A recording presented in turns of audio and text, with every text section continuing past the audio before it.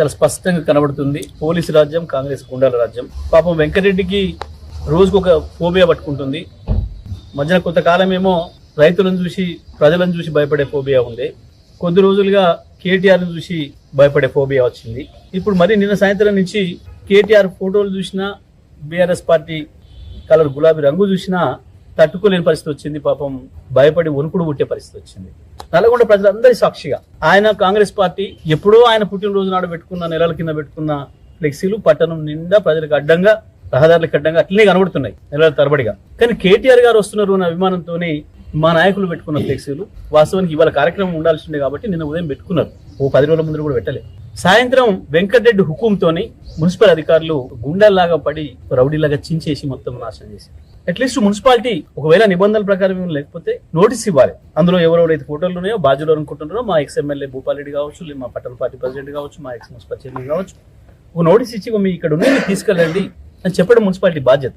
లేదా మీకు ఈ ట్యాక్స్ ఇస్తాం ఇంకోటి ఇస్తామని చెప్పడం మున్సిపాలిటీ బాధ్యత. కానీ కేవలం వెంకటరెడ్డిని సంతృప్తిపరచడం కొరకు వెంకటరెడ్డి సోయిలోకి ఇచ్చిన ఆర్డర్, నేను జిల్లా అధికారులందరూ చెప్తున్నా, వెంకటరెడ్డి ఏది పడితే ఆ ఆర్డర్ చేస్తే మీరు ఇబ్బందులు పడతారు. వెంకటరెడ్డి ఎప్పుడు కూడా మనిషి స్పృహలో ఉండి మాట్లాడడం లేదు, స్పృహలో ఉండి మీకు ఆదేశాలు ఇవ్వడం లేదు.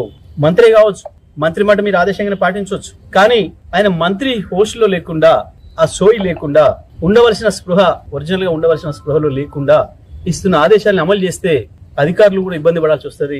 నేను నల్గొండలో ఉన్న అధికారులందరూ కూడా విజ్ఞప్తి చేస్తా ఉన్నాను. దయచేసి ఆలోచించుకొని పనిచేయండి, మీ విజ్ఞతతో పనిచేయండి, మీకున్న చట్ట ప్రకారం ఉన్న అధికారుల మేరకు మాత్రమే పనిచేయండి. కానీ ఈ రకంగా ఏ రాత్రి పడితే ఆ రాత్రి వెంకరెడ్డి ఇచ్చే ఆదేశాలతో పనిచేస్తే మాత్రం అధికారులు ఇబ్బంది గురికావాల్సి వస్తుంది. మరి వాళ్ళు దాని విషయంలో రాత్రి ఏదైతే చేసినరో, అధికారులు చేసిన అక్రమ చర్యలు ఏదైతే ఉన్నాయో, చట్టవిరుద్ధమైన చర్యలు ఏదైతే ఉన్నాయో దాని గురించి అడగడానికి మున్సిపల్ ఆఫీస్కి వెళ్తే ఇవాళ మా మాజీ శాసనసభ్యులు భూపాలరెడ్డి గారు కావచ్చు, మా మాజీ మున్సిపల్ చైర్మన్ సైద్ రెడ్డి గారు కావచ్చు, ఇతర కార్యకర్తలందరూ కూడా అక్రమంగా అరెస్ట్ చేశారు పోలీసులు.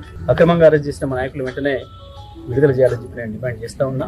ఈ రకమైన పోలీసు రాజ్యం అమలు చేస్తామంటే మాత్రం కష్టమవుతుంది. ఎందుకంటే ఇది నల్గొండ జిల్లా అనే విషయం కూడా గుర్తుపెట్టుకోవాలి. ఎవరైనా కొత్తగా వచ్చిన అధికారులు నల్గొండ జిల్లా చైతన్యం గురించి తెలియని అధికారులు ఉంటే కూడా నేను చెప్తున్నా, మర్యాదపూర్వకంగా నేను వాళ్ళకి విజ్ఞప్తి చేస్తున్నా, నల్గొండ జిల్లా చరిత్ర ఒకసారి తెలుసుకోండి.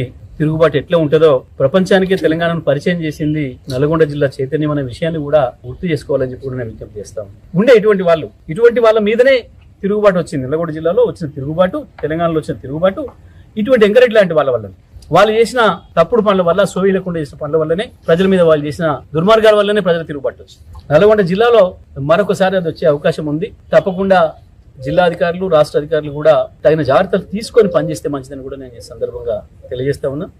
నల్గొండలో ఇంకొకటి కూడా, కాంగ్రెస్ పార్టీ సంబంధించిన కార్యకర్తలకు ఏమవసరం? బీఆర్ఎస్ పార్టీకి ఒక నష్టం జరిగింది, అన్యాయం జరిగింది.